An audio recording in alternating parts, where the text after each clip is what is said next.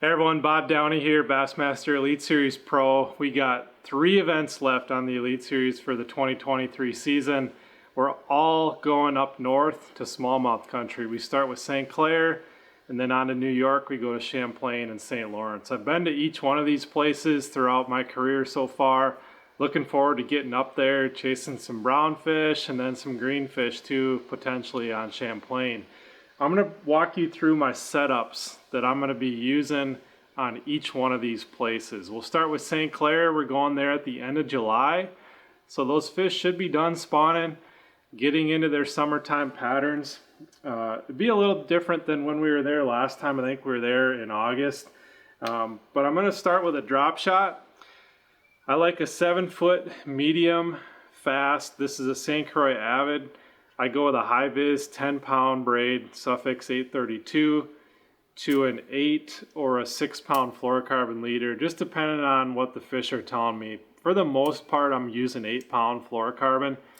If I've been in those areas maybe for 2-3 days, you might have to drop down to 6 to get some more bites. But typically starting with 8, and then a number 1 or number 2 drop shot hook.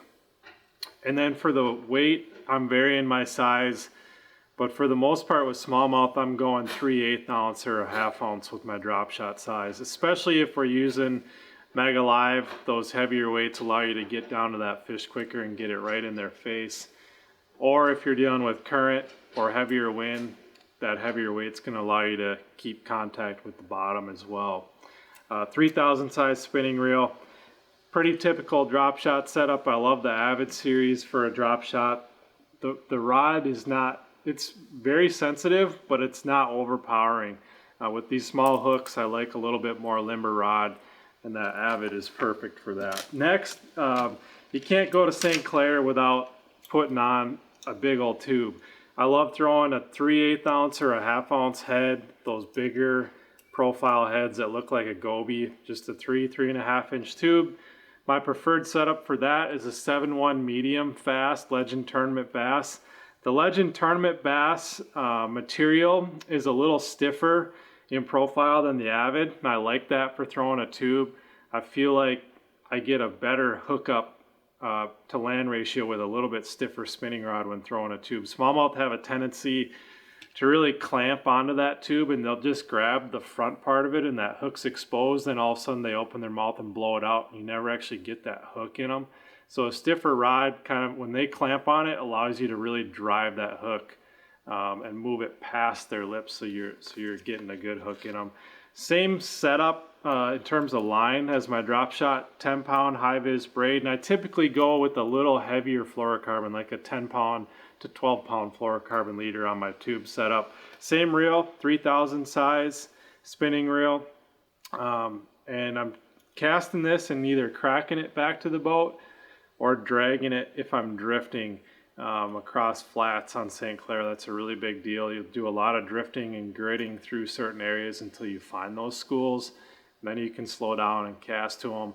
With forward-facing sonar now, I've never been out there with it. So now that we have it, I think that'll change the game a bit on St. Clair too. Probably a lot more casting the fish versus drifting and dragging baits like we used to. But a tube is still going to play a big factor out there.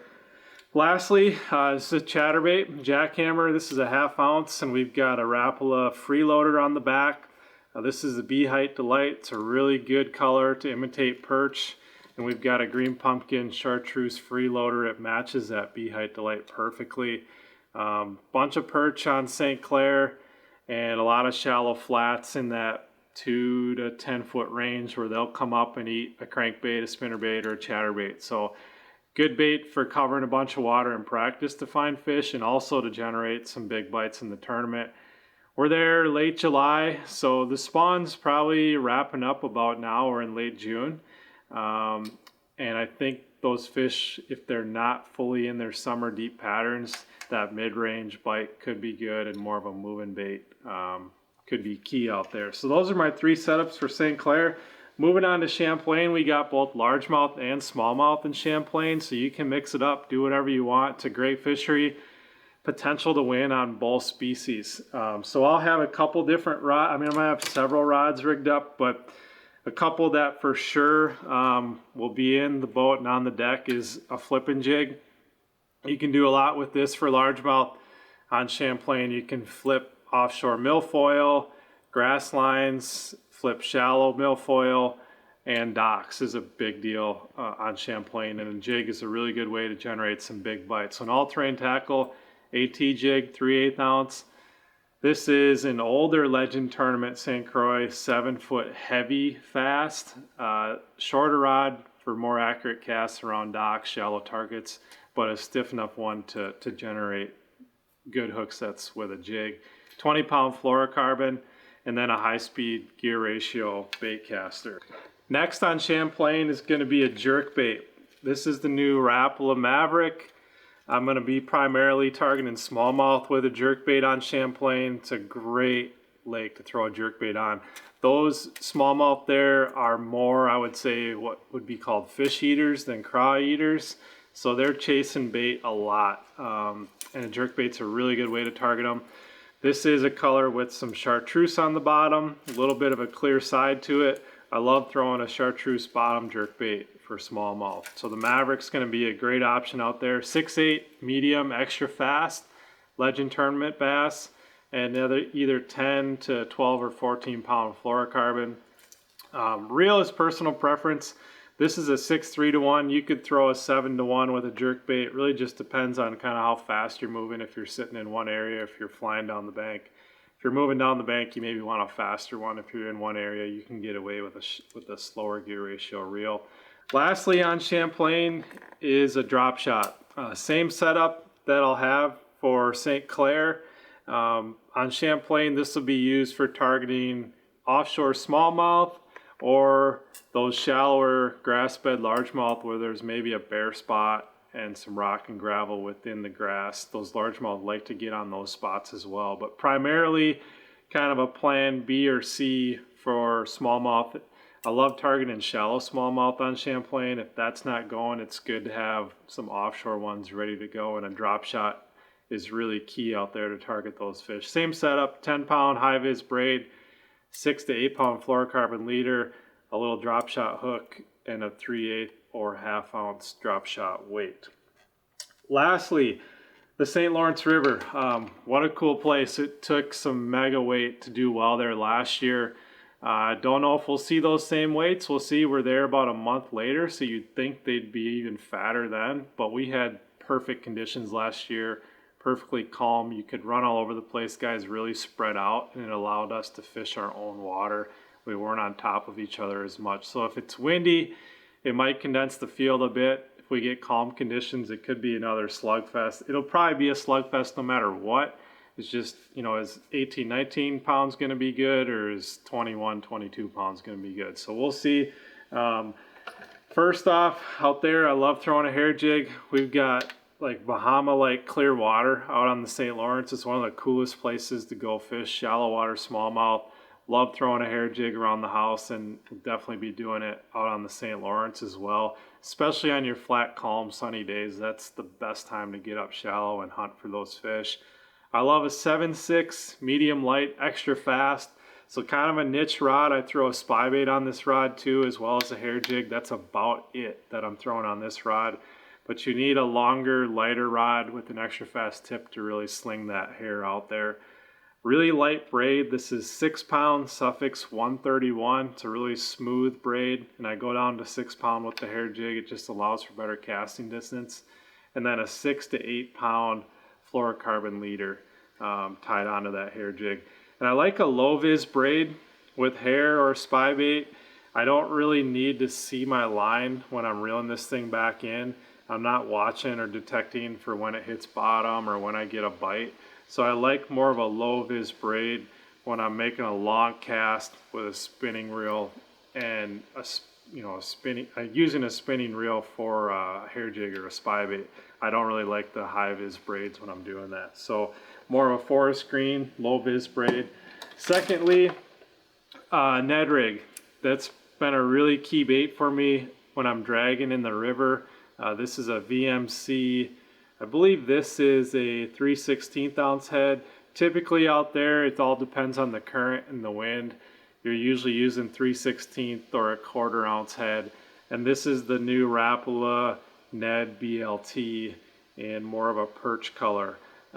Typical setup for that is a 7-foot medium. This is a St. Croix Legend Elite. A little bit stiffer backbone than the Avid that I use with the drop shot. I like that when I'm throwing a Ned to just drive that hook in, similar to when you're fishing a tube.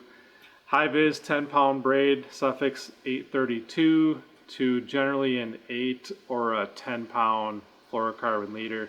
When you're dragging in the river, you're usually dragging over or around a bunch of rock and zebra mussels. So a little bit heavier line than you'd throw with a drop shot. But a Ned bait's a really good option whether you're dragging or you're up on shallow flats chasing down those smallmouth. And lastly, on the St. Lawrence, I'm going to go back to the jackhammer and the chatterbait. Whether it's a green pumpkin or a bead height delight, throwing this around shallower flats with big boulders on your windier days is typically when I've done really well out there with a chatterbait. Kind of an atypical pattern for Clearwater smallmouth. You'd think, man, that thing is like making so much commotion in clear water, why would they ever eat it? But on those windier days when you know those fish are in that like 2 to 10 foot range around big rock, sandy boulders, or sandy flats rather, the chatterbait's a really good way to cover a bunch of water and locate fish in practice. And you might catch them on it in the tournament, but if conditions change and get slick calm, you at least have identified areas where those fish are at and you go back and throw a spy bait or a hair jig. But chatterbait was really good for me last year. I didn't catch any on it in the tournament, but in practice it showed me some really key areas throughout the 3 days prior to the event. On this, I'm throwing 17-pound fluorocarbon, a high gear ratio reel 7-to-1, and then this is the St. Croix 7.2 Legend heavy moderate glass rod. I really like a glass rod for throwing a chatterbait on. I've just gotten used to it over the last couple of years. I definitely cast different than your carbon rods, but I do prefer it for throwing a chatterbait, and this is my chatterbait rod of choice. So those are 3 setups for each of the next 3 events that we have coming up on the Elite Series in the Northern Swing. I cannot wait to get out there. It's nice to have a little break, be back home for a bit, see some family and friends and fish around the house, but I cannot wait to get out there back to Michigan and New York and chase some big brown and green fish that are willing to bite. So that's it. Hope I catch them. We'll see if these setups work, and hope we'll see you guys up there in the standings on the Northern Swing.